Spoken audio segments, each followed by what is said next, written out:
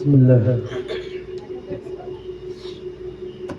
Alhamdulillah wassalatu wassalamu ala Rasulillah wa ala alihi wa ashabihi wa man wala.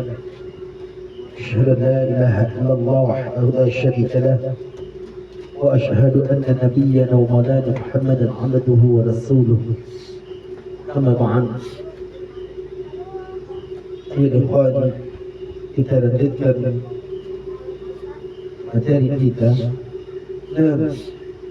Dan di antara syarat dari sekian syarat la ilaha illallah tadi kita bahas adalah apa?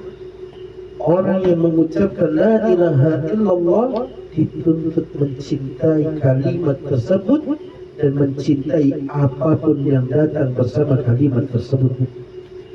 Dituntut untuk mencintai kalimat la ilaha illallah dengan kecintaan yang sebenarnya dan mencintai apapun yang datang bersama kalimat la ilaha illallah.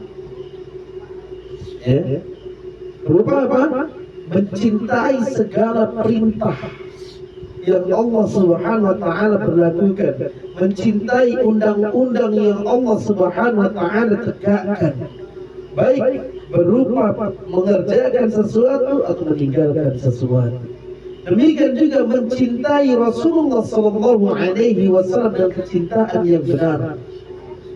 Bukan sekedar omdo, bukan sekedar omong doang, bukan sekedar pengakuan, tapi pembuktian.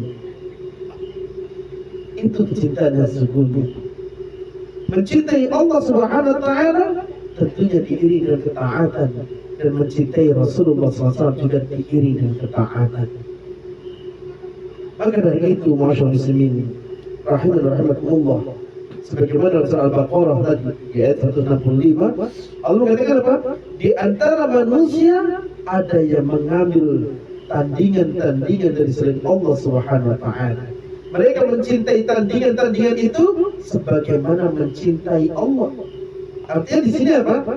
Mereka menyembah Allah juga menyembah tandingan-tandingan tersebut. Mereka mencintai Allah juga mencintai tandingan-tandingan tersebut. Maka Allah tidak terima cara yang demikian. Maka Allah katakan, "Walladzina amanu asyaddu hubban lillah." Orang-orang mukmin itu kecintaannya sangat besar kepada Allah Subhanahu wa taala. Di antara cerminan seorang mukmin dan cerminan ketakwaan seseorang, sangat besar kecintaannya kepada Allah Subhanahu wa taala.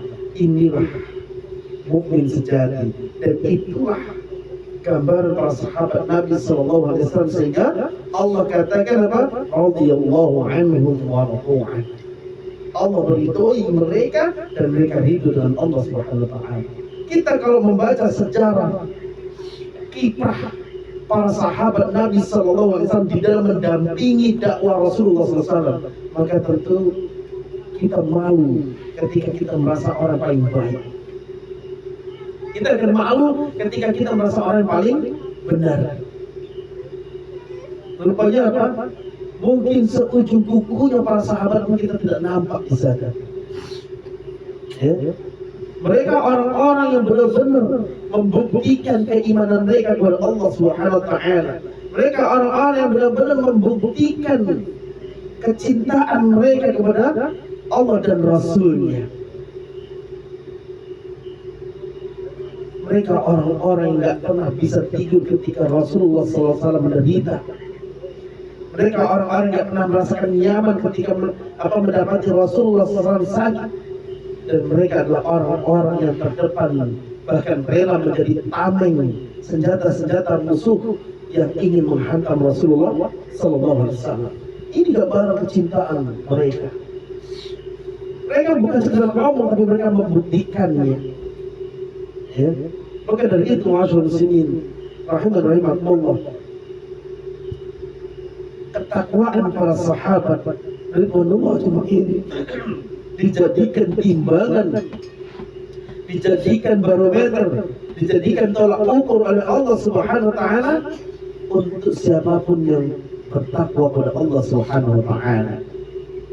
Allah katakan dalam surah Taubah di ayat 100, apa kata Allah? Walladzina sabaqu Allah Subhanahu wa ta'ala berfirman di dalam surah Taubah di ayat 100, السابقون الأولون من المهاجرين والأنصار والذين اتبعوهم بإحسان رضي الله عنهم ورضوا عنه. Apa kata Allah? As-sabiqun al-awwaluna minal muhajirin wal ansar. Orang-orang yang terdahulu lagi pertama di dalam memeluk Islam dari kalangan orang-orang muhajirin, dari kalangan orang-orang ansar. Siapa mereka? Siapa yang memiliki yang diberi predikat muhajir? Para sahabat, orang-orang Mekah yang hijrah bersama Rasul pertama di Madinah. Siapa orang-orang ansar? Penduduk Madinah yang menyambut kedatangan para sahabat Nabi SAW dan juga baginda Rasulullah SAW. Inilah orang-orang muhajir dan orang-orang ansar. Apa kata Allah SWT? Dan orang-orang yang mau mengikuti mereka di atas kebaikan, dan bagaimana Allah jadikan ketakwaan mereka sebagai acuan untuk orang yang mau mentaati Allah SWT. Ketakwaan mereka sebagai acuan untuk orang-orang yang mengaku bertakwa kepada Allah SWT. Walladzina amanu dan walladzina tabauhum bi ihsan, dan orang-orang yang mengikuti mereka di atas kebaikan. Apa? Radhiyallahu anhum, baru Allah berikan keridhaan kepada mereka. Orang yang mau menggapai keridhaan Allah ikuti para sahabat Nabi SAW. Orang yang ingin mendapatkan kecintaan Allah ikuti para sahabat Nabi SAW. Mereka yang benar-benar mendapat esensi langsung dari Allah Subhanahu wa ta'ala dituangkan di dalam Al-Quran untuk dikenang oleh generasi setelahnya. Syarat berikutnya adalah al-inqiyad, tunduk terhadap kalimat la ilaha illallah. Percuma kita tahu tentang kalimat la ilaha illallah, percuma kita yakin tentang kebenaran la ilaha illallah, percuma kita mengaku mencintai kalimat la ilaha illallah kalau kita tidak mau tunduk dengan kalimat tersebut. Apa maksudnya tunduk? Ketika kalimat la ilaha illallah, ketika kalimat la ilaha illallah bertentangan dengan nafsu kita, bertentangan dengan keinginan kita, maka pada saat itu sikap yang harus diambil oleh orang yang mengikrarkan la ilaha illallah, dia tinggalkan keinginan-keinginan yang bertentangan dengannya. Dan ini konsekuensi. Ya. Maka Allah katakan ketika seseorang bermaaf, hobinya melakukan kesyirikan. Contoh, orang melakukan kesyirikan tapi dia apa? Tak menyadari itu bagian dari kesyirikan. Saya ambil contoh main silat. Tahu pencak silat? Ada nggak di antara perguruan pencak silat itu yang mereka menggunakan apa? Praktek tenaga dalam? Ada? Ya? Bahasanya dengan karomah dia mukul musuh bisa berjarak jauh. Bahasanya dengan apa? Karomah. Kenapa mereka menggunakan bahasa karomah? Karena karomah itu adalah kelebihan yang Allah berikan pada wali-wali Allah SWT. Berarti ketika mereka ini karomah, berarti mereka menunjukkan diri mereka sebagai apa? Wali Allah Subhanahu wa ta'ala. Sehingga ketika mereka memandang diri sebagai wali Allah, mereka bisa memiliki kelebihan di luar ke nalar manusia. Contohnya apa? Dipukul mundur mobil. Padahal orang kuat dorong-dorong tidak kelak. Dan dengan pedenya dia. Mohon maaf, yang namanya karomah itu nggak bisa apa? Dipelajari. Dan yang namanya karomah itu nggak bisa untuk apa? Untuk pameran, nggak bisa. Diulang-ulang, ya kan? Nggak bisa. Karomah itu Allah berikan untuk hamba yang bertakwa. Dan yang namanya karomah itu nggak mesti harus bisa terbang. Nggak mesti harus bisa apa? Memukul benda dari jarak jauh, nggak mesti. Saya bercerita Al-Imam Asy-Syafi'i rahimahullah. Karomah yang Allah berikan kepada Al-Imam Asy-Syafi'i rahimahullah adalah kecepatan menghafal dan kekuatan hafalan. Al-Imam Asy-Syafi'i rahimahullah pernah berguru pada Imam Malik bin Anas, Sahibul Maliki. Waktu itu Imam Malik bin Anas sebagai ulama besar Madinah. Maka Imam Asy-Syafi'i rahimahullah bertanda ke Madinah untuk apa? Untuk mengambil sanad muwatta. Sambil menanti guru itu keluar, beliau membaca kitab Al-Muwatta dan hafal. Maka apa? Kata Imam Malik bin Anas, aku mendapati ada cahaya di dalam dirimu, maka jagalah cahaya itu. Artinya apa? Gak semua orang diberikan keistimewaan yang demikian, mampu menghafal Al-Quran. Bahkan Imam Asy-Syafi'i rahimahullah di usia 10 tahun dikatakan bertafsir berjalan, mufassir Al-Quran, mampu mentafsirkan Al-Quran di usia 10 tahun. Bayangkan, ya? Dan itu keistimewaan. Saya ambil contoh lagi, Imam Ahmad bin Hanbal. Di antara karomahnya apa? Ketakwaan beliau ditakuti syaitan. Suatu ketika ada seseorang yang kesurupan. Ada seseorang yang kesurupan, kemudian apa? Datang kepada Imam Ahmad, ya Imam si fulan kesurupan. Maka kata Imam Ahmad, ini sandalku. Bawa pesan, katakan kepada syaitan tersebut, ini sandalnya Ahmad bin Hanbal. Syaitan itu langsung keluar dari tubuh tersebut. Karena ketakwaan Imam Ahmad bin Hanbal. Suatu kali ketika Imam Ahmad sudah wafat, ya, maka orang itu kesurupan lagi. Maka sandal Imam Ahmad masih ada.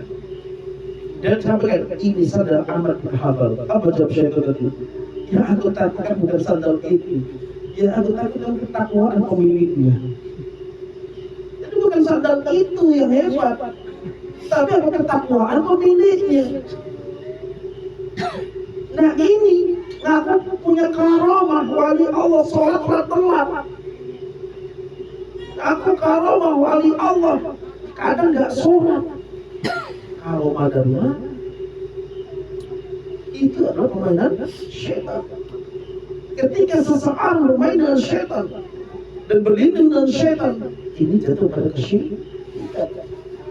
Ketika disampaikan tentang syarat la ilaha illallah, kemudian dia berat untuk meninggalkan perbuatan tersebut, ini bukan tegak kandungan, tapi dia membangkang.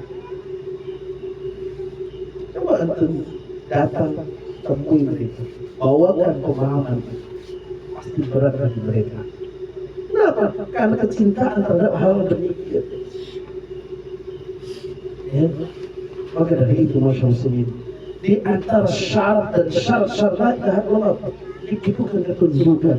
Orang-orang musyrikin jahiliyah itu bukan nggak tahu tentang kalimat la ilaha illallah, mereka nggak siap untuk tunduk dengan la ilaha illallah, itu saja. Maka katakan surah As-Saffat di ayat 35, apa kata Allah? Wa idza qila lahum la ilaha illallah yastakbirun. Kalau disampaikan pada mereka la ilaha illallah, mereka sombong. Apa maksud mereka sombong? Mereka menolak, nggak mau tunduk. Bahkan di ayat 36 dari surah As-Saffat Allah katakan apa? Menukil jawaban mereka. Wa yaquluna inna latariku alihatina li syai'in majnun. Mereka mengatakan, apakah kami harus tinggalkan sesembahan kami yang banyak ini hanya karena penyakit gila?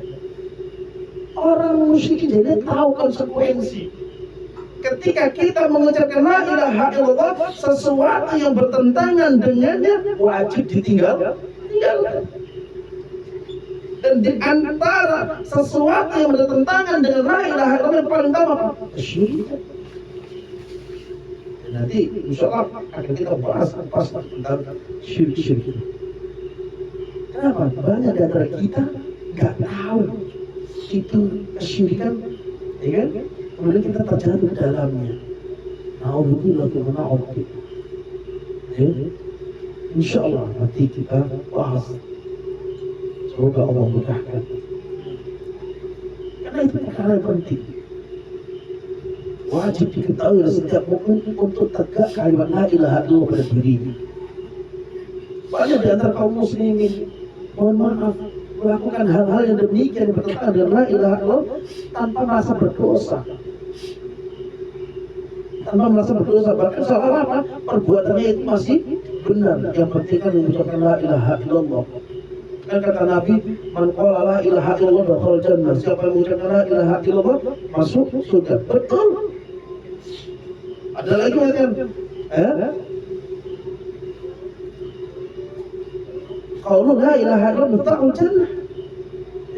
Ucapan la ilaha illallah kunci surga. Tapi apa kata para ulama?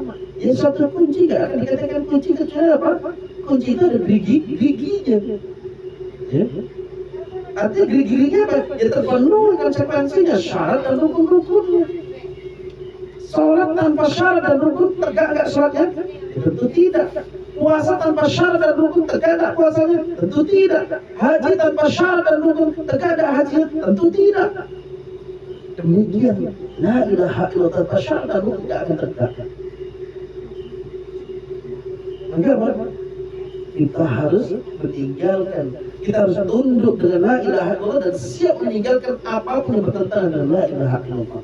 Maka Allah katakan di dalam surah Az-Zumar di ayat 84, wa anibu ila rabbikum wa aslimu. Kembalilah kalian kepada Rabb kalian dengan tunduk. Allah katakan dalam surah Az-Zumar ayat 84, wa anibu ila rabbikum. Kembalilah kalian kepada Rabb kalian. Apa itu? Kembali dari dunia kemaksiatan, kembali dari dunia kekufuran kepada Allah Subhanahu wa taala dengan penuh ketundukan. Kalau mengatakan taubat tapi tidak tunduk, ya enggak taubat namanya. Orang dikatakan taubat ketika dia apa? Disertai ketundukan. Ustaz, Anda sekarang masuk Islam. Ente ngomong masuk Islam tapi nggak tunduk dengan syariat Islam, ya nggak masuk Islam. Kan gitu. Maka kata wa aslimu lah. Allah katakan kepada Ibrahim, wa qala,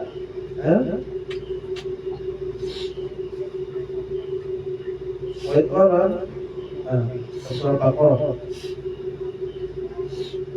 Wa qala lahu rabbuhu aslim.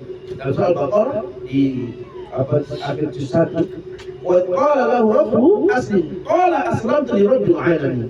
Ketika Rabbnya berkata kepada Ibrahim, aslim, tunduklah wahai Ibrahim. Tunduklah wahai Ibrahim. Apa kata Ibrahim? Aku tunduk kepada Rabb seluruh alam. Artinya apa? Dia serahkan jiwa raganya. Dan antum bayangkan, mungkin kita nggak akan sanggup seperti Ibrahim. Sekian lama menanti kehadiran anak, 80 tahun merindukan kehadiran anak. Kira-kira waktu yang bentar atau yang lama? Lama. Terus hadir seorang anak dari benih dia. Kira-kira orang tua yang sekian lama menanti anak mendapat seorang anak, cintanya luar biasa atau tidak? Cinta yang luar biasa. Tahu-tahu apa? Allah perintahkan, Allah uji Ibrahim dengan kecintaannya. Apakah Ibrahim masih mencintai istri dan anaknya atau mencintai Allah SWT? Mana yang dia lebih cintai? Allah perintahkan apa? Maka taruhlah anak dan istrimu di Baitul Atiq, di rumah tua, di lembah tak berpenghuni yang jauh. Ibrahim tinggal di Palestina, di Baitul Maqdis, dikirimnya kemana? Ke Baitul Atiq, Masjidil Haram. Jarak dekat atau jarak jauh? Jauh. Di situ lagi apa? Lembah tak berpenghuni, nggak ada kehidupan. Kira-kira kita sebagai manusia itu ujian Allah.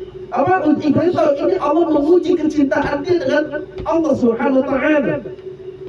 Maka Ibrahim pun melaksanakan tugasnya.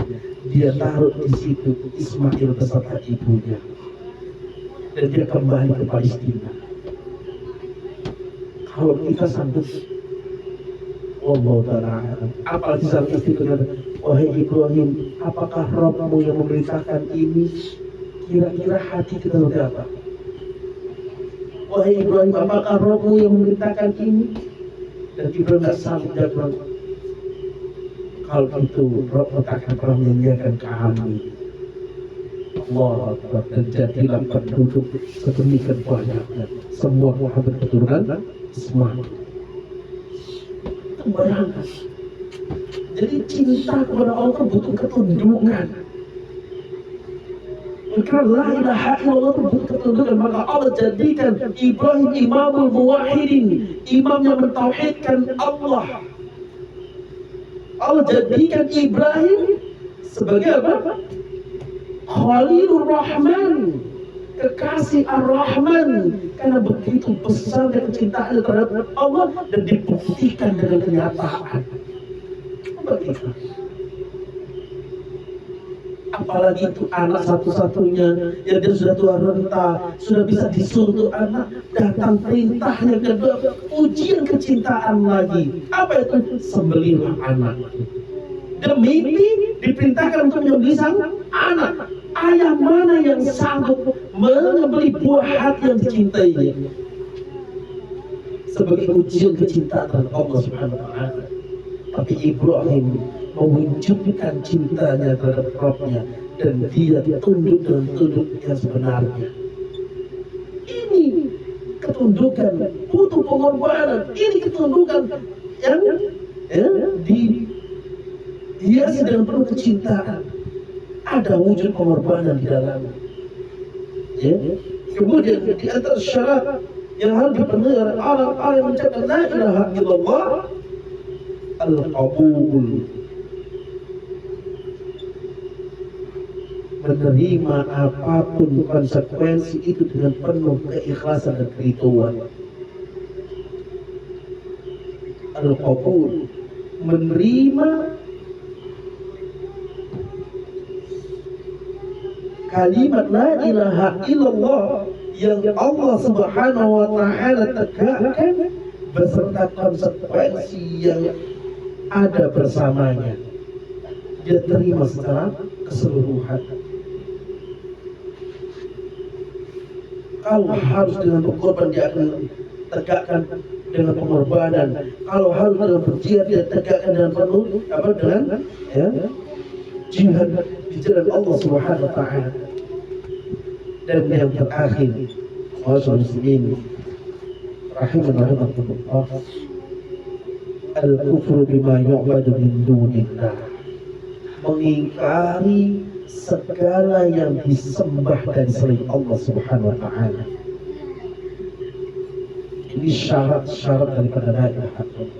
Mengingkari segala yang disembah dari selain Allah Subhanahu wa Ta'ala. Bukan sekedar apa? Bukan hanya sekedar diam, tapi dia ada pengingkaran darinya. Ya. Bentuk pengingkaran apa? Ya kalau kita nggak mampu mengingkarinya dengan apa? Dengan tangan kita, jadi menghentikan, ya, menyetopnya.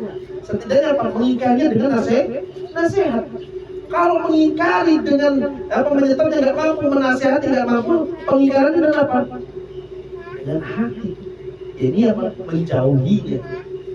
Maka kata Rasulullah SAW, man ra'a minkum munkaran falyughayyirhu biyadihi, fa in lam yastati' fa bilisanihi, wa in lam yastati' fa biqalbihi, wa dzalika adhaful iman. Siapa yang melihat suatu kemungkaran, maka rubahlah dengan tangannya. Artinya apa? Kalau dia memiliki kemampuan, kekuasaan untuk merubah dengan tangannya, buat. Silakan. Tapi kalau nggak mampu, nasihatnya, Pak, mohon maaf, itu nggak boleh dan syariat. Allah melarang, Allah nggak suka. Dengan nasihat. Kalau mau nasihat juga tidak berani, all minder, ya sudah, pergi. Bukan diam di situ sambil menyaksikan. Jadi apa yang tulis? Ya diam Ustaz, nggak bisa ngapa-ngapa. Kalau nggak nggak bisa ngapa-ngapa, nggak bisa menghentikan, nggak bisa menasihati, ya sudah pergi, jangan di situ. Karena itu jadi saksi. Maka al-kufru bima yu'badu min dunillah, mengingkari segala bentuk penyembahan selain Allah Subhanahu wa taala. Maka Allah katakan di dalam surah Al-Baqarah di ayat 256 setelah ayat kursi, faman yakfur bit-taghut wa yu'min billah faqad istamsaka bi-urwatil wuthqa la infisama laha. Siapa yang mengingkari at-taghut, apa itu taghut? Segala sesuatu yang disembah dari selain Allah, itu taghut. Ya, Lata, Uzza, Manat, itu taghut. Ya, berhala, dewa dewi, itu semua taghut. Nyi Roro Kidul itu taghut. Maka segala yang disembah dari selain Allah dijadikan sesembah dari selain Allah. Ya.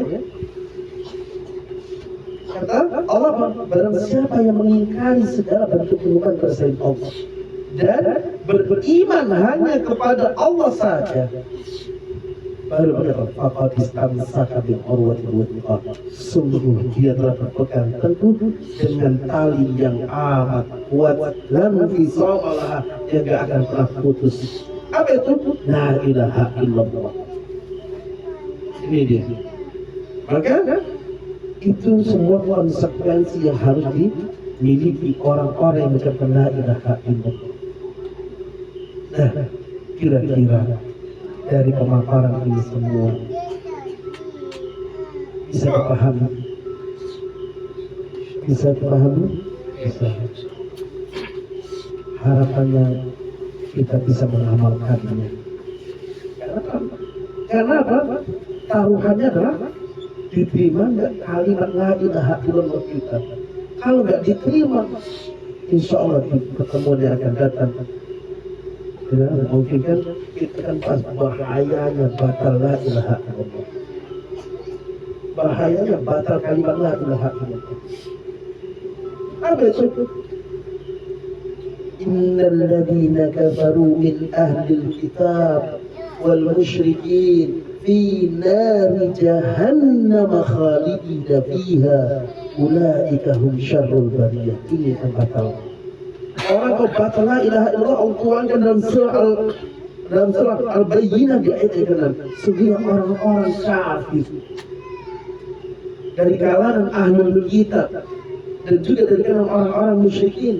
Apa kata Allah? Fi nari jahannam khalidina fiha. Mereka berada di jahanam kekal selamanya. Apa itu kekal selamanya? Mereka gak akan pernah keluar. Dan jahanam itu, Pak, paling ringannya azab di sana adalah cukup dibakar telapak kakinya, mendidih otaknya. Orang yang paling ringan azabnya di jahanam nanti, dia akan dibakar kakinya sampai kedua mata kakinya. Hanya seperti kedua mata kakinya, berarti dia tidak ditenggelamkan dalam jahanam. Dia dibakar hanya sebatas pada dua mata kakinya. Sehingga apa? Mendidih otaknya, itu yang paling ringan. Kira-kira kalau ada di muka bumi ini suatu pelanggaran, kemudian sanksinya adalah hukuman yang demikian, siapa yang berani menganggarkan? 1 jam saja dibakar kakinya, mendidih otaknya. Kira-kira nggak nyampe mendidih itu otak, tapi dibakar kakinya 1 jam saja. Berada dia di atas panggangan api, kira-kira tahan berapa jam, berapa lama? Teriak-teriak dia, dan dia gak akan bisa mengangkat kakinya itu. Dipanggang 1 jam saja. Kira-kira mendidih tidak otaknya? Tidak. Kalau di dunia tidak mendidih, tapi kalau di jahanam mendidih. Terus bagaimana kalau nggak berhenti? Di mana 1 hari di kampung akhirat setara dengan 1000 tahun menurut perhitungan kita. Siapa yang sanggup? Apalagi akan khalidina fiha, mereka selamanya di sana. ulaika hum syarrul bariyah, mereka adalah makhluk yang paling buruk. Ini konsekuensi orang yang membatalkan la ilaha illallah. Nah, itu yang kita bahas di malam hari ini.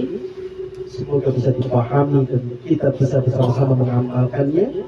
Dan insya Allah ya, pertemuan berikutnya adalah lanjutan dari pembahasan konsekuensi orang mengucapkan syahadat Rasul.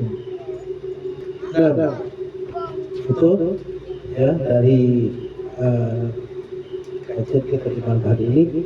Saya ucapkan jazakumullahu khairan, semoga Allah membalas kebaikan jamaah sekalian yang telah sabar di dalam menghadiri majelis ilmu, yang telah sabar duduk di dalam majelis ilmu, mendengarkan disampaikannya ilmu. Mudah-mudahan Allah Subhanahu wa taala berkahi waktu-waktu kita. Allah ampuni segala dosa-dosa kita dan Allah mudahkan kita untuk mengamalkan setiap ilmu yang telah kita peroleh. Nah, sampai di sini. Barakallahu fikum. Subhanakallah wa bihamdika asyhadu an la ilaha illa anta astaghfiruka wa atubu ilaik. Wassalamualaikum warahmatullahi wabarakatuh.